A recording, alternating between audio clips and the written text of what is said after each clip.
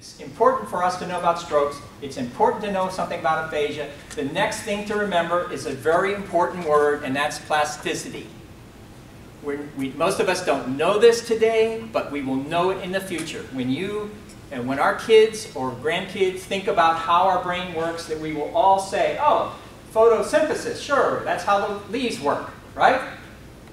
In a couple years, we will all know what plasticity actually means. And it's important because it's important to me as an aphasia person, and it's important to all of us, whether you had it yet or not, it's still plasticity. It is this capacity to adapt, to change in your brain based on, what they talk about, this is a scientific thing, based on internal and external pressures.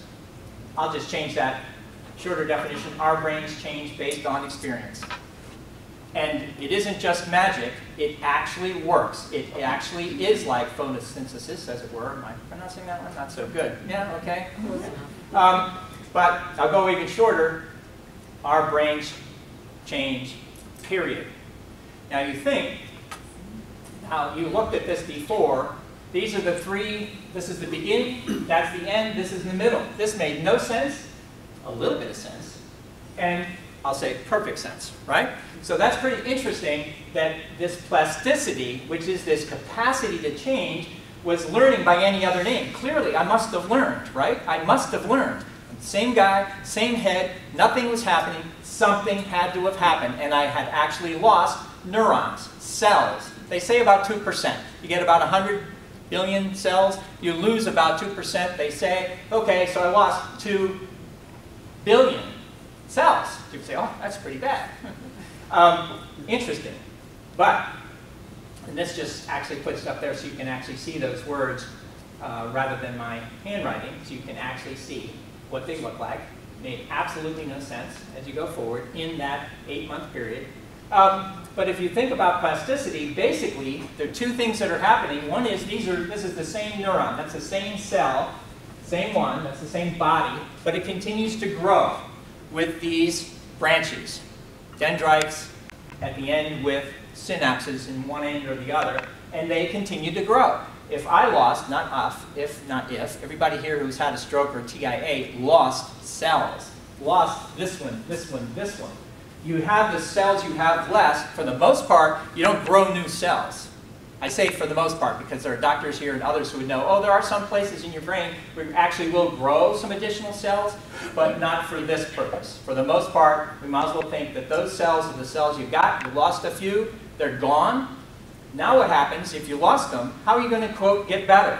You get better because you continue to grow the dendrites. You continue to grow the connections between one cell and another so that they can do nothing more nor less than continue to contribute to the ongoing message that eventually gets to wherever the motor sensors are going to work, right? That's the way it works. And it is not unlike at all photosynthesis, where you're converting light into energy. You're converting experience into energy and growth. And when it comes to the surface area, when you think about it, the thing that works most for photosynthesis, forget this about my pronunciation, is the surface area of all those leaves. Think about it, all those leaves. They start out here, most of the food comes from here, goes up, they get more leaves, they continue to create more growth, and they get more and more. The same thing happens here. The surface area for our brain isn't necessarily because you lost all those cells. Now you're developing these connections, these synapses, these dendrites, so that you build more surface area, doing what it does, converting into energy. And they talk about experience-dependent neuroplasticity. Again, lots and lots of words. But this is basically what it meant for me. Everybody, I would like to think everybody would go see speech-language pathology people. I'd like to say that. Some people don't do that, don't even get to see them. You need to see them. And there need to be more around the country for sure, because they really are the key to everything, is starting with what I call SLP now, therapy. But after that, I continued with my diary, because you only get your therapist for twice a week for 30 to 45 minutes a week. what are you going to do with all the rest of that time? You have to do something. If experience is in fact the key, you need more experience so it gets better, then you need more experience. You need to do it. And what you get from the 2 sessions is the beginning. It's in no way is it the end. In many cases, it's the beginning, because then it opens that up for you. And in my case, did the language, the diary, voice recorders, which I didn't talk about, but I did that almost every day. Recording myself, talking to myself, play it back, listen to that, read from other things, record that, listen and say, oh, that doesn't make any sense at all, because when I read actually from a book, it was awful. I could speak much better spontaneously than I could from reading a book. You know, that's interesting. Not that it made it interesting to me at the time, but a lot of this then became just the data that I had to mine later. And all these additional notes. Most of those books, especially in the beginning, I didn't get to read them as much as I bought them and read their title, read their table of contents, and began to read in that way, and then the pictures. So I always wondered what would happen if I had not done all of this work, all of these experiences, all of that growing in the last 8 months. What would have happened to me? And if I go in reverse like that, then you say, oh, that's what you get. Thank goodness you get that. You need to do more with all that time. You get homework, but even the homework cannot be enough if you're lucky enough to just do the homework and do that every night for another 30 minutes. You need to work on this as if it were your life and as if it was 40 hours a week. So it starts with SLP therapy, and then I say it goes on, and you continue to develop any number of additional modalities, if you want to use that word, but basically other experiences that allow you to understand that with plasticity, with experience, comes the change and comes the learning that comes from doing any number of additional experiences of any possible kind. In my case, the intensive activities, the scientists say 20 hours a week or more. In my case, it was easy 40. It was just working, doing all these different things, using any number of different modalities, and really begin to really experiment with myself to understand what I thought I had heard, what I thought I had written. And again, I still didn't have the full awareness at that time, but it helped me mine that data. Repetition is very, very needed. There were some words that I walked past signs every day, and I would say them to myself so much, I know, so much that the police would go by and other people would go by and say, you know, keep an eye on that guy. He's just standing there looking at those signs, you know. And it's true. I would read them for a while, and I had my phone like this, so I'd read them for a while like this. I'd be doing this, and I go, oh, fuck. And I look around, and there's a cop, there was a police station right behind me, so I was hoping, just like that. People would go by, wait till they go by, oh, not go back.